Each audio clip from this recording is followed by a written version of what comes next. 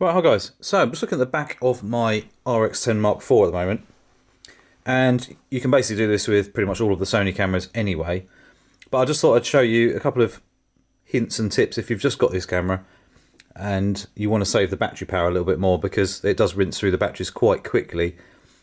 So having one battery with you does last quite a while, but at the same time, if you do start doing lots of video or walking around, lots of zooming in and out and stuff like that, HFR does eat the battery power quite a lot as well.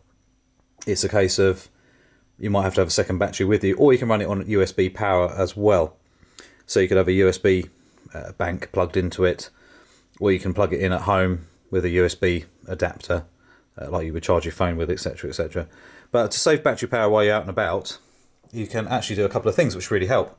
So if you go to menu, the first couple of things you need to do is go over to the network one and go down to the second one from the bottom, and airplane mode is on. So I don't really use the wireless functions of the camera very often at all.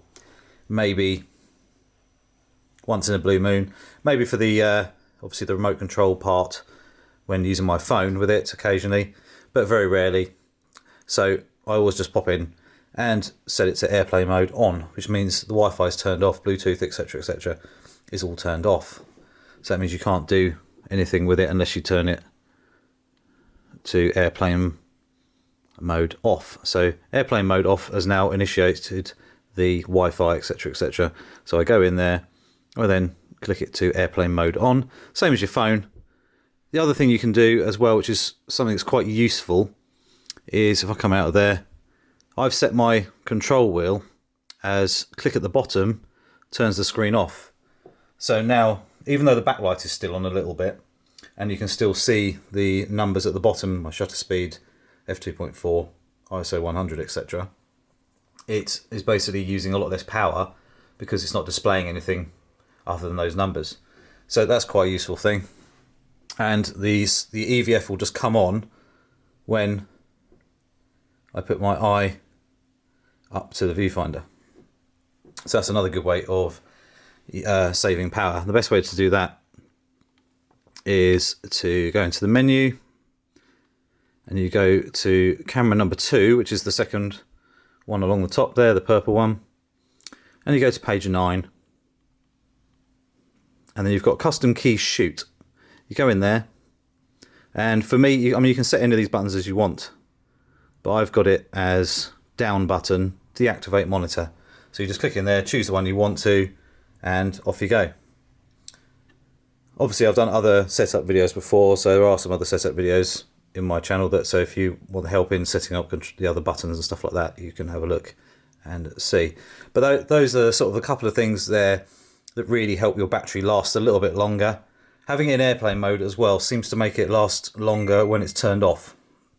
So I'm not sure if a little bit of Bluetooth is still going or something like that, because quite often your battery depletes quite quickly overnight sometimes. I mean, I haven't used the RX10 for around about a week, and it wasn't fully charged already, and it's still sitting at 76 or 78% there. So 75 actually. Yeah. So I hope that helps. Just a couple of little tips there. Like you can see there, you can see the little airplane on the screen there up the top, and that will say that the airplane mode is active. So it means there's no Wi-Fi or anything being used at this moment in time.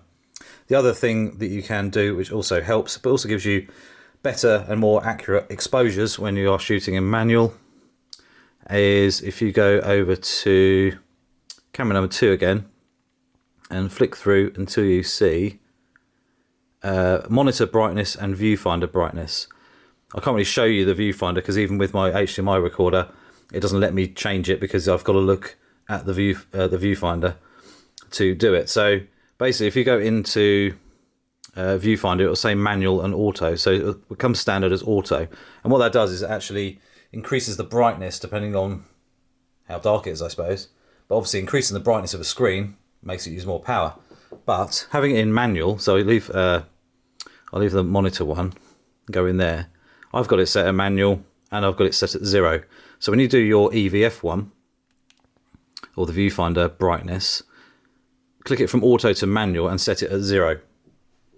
That way your monitor and your EVF are always going to be the same, within reason, and it seems to give you a very accurate exposure compared to what it was when it was on auto. And also the other thing that happens as well, you might find if you're recording video, looking through the viewfinder and the monitor, and if they're in auto, they will dim. So when you start recording video, they will dim. If you put them into manual, it won't. So that's another little thing there that does, but also it does save a little bit of power in the long run. So I hope that helps. Don't forget to click the subscribe button, little notification bell as well, and I'll see you soon.